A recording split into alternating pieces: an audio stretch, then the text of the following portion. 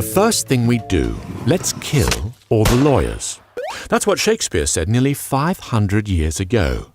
Now, if Shakespeare wanted all the lawyers dead, then surely he must have hated them, right? It's an open and shut case, in the court of public opinion anyway.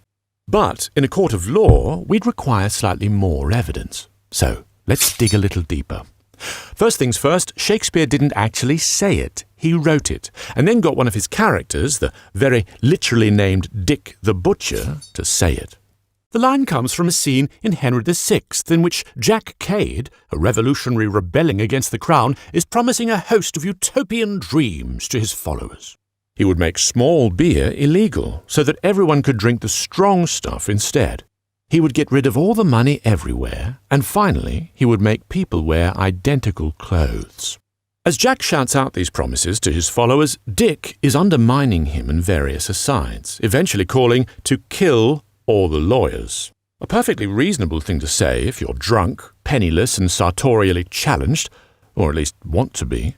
So is Dick's line a real indication of Shakespeare's beliefs, a throwaway joke, or maybe something more? It's easy to take it as a joke, a crowd pleaser designed to get an easy laugh.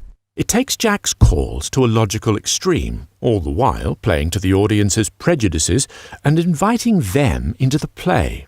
But it isn't just a throwaway joke. After all, one of Shakespeare's greatest skills was packing different layers of meaning into the same line of dialogue.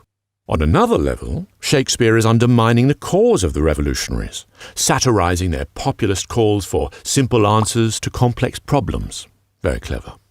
We could argue that Shakespeare actually recognizes lawyers as protectors. They are the vessels of law who prevent demagogues from using the uninformed who just don't know any better to hijack society. Of course, others argue that the quote should be taken on face value, that a cigar is just a cigar, a lawyer is just a lawyer, and that they should all be summarily extinct. Actually, there are good reasons for this line of thinking too.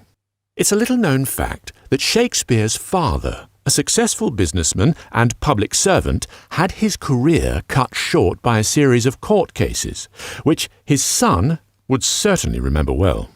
Now, lawyers tend to appear in one's life at times of hardship, promising to perhaps, maybe, possibly save you. If you're lucky, you walk away bankrupt but free. Unlucky, and you end up in Jack Cade's utopia, penniless, dressed in a uniform, hopefully drunk, and definitely not free. Arguably, writers are just predisposed to hate lawyers by their very nature. Lawyers try to control and contain reality with their rules and regulations, while writers do the very opposite. They try to escape reality.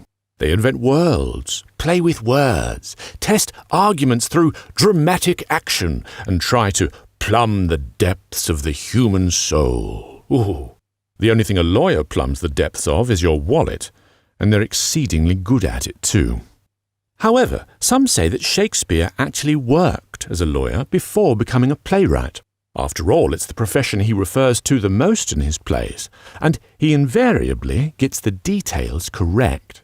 Ultimately, it seems as if Shakespeare didn't really hate lawyers at all. He might not have respected them, but he certainly realized that they are a necessary evil for any functioning society.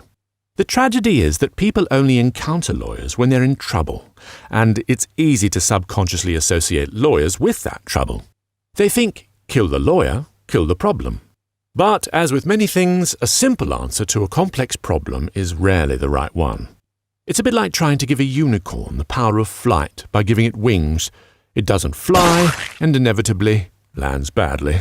Well, my friends, I hope you've been enlightened on Shakespeare's opinions, and if you were, you can enlighten yourselves even further by subscribing and sharing this video.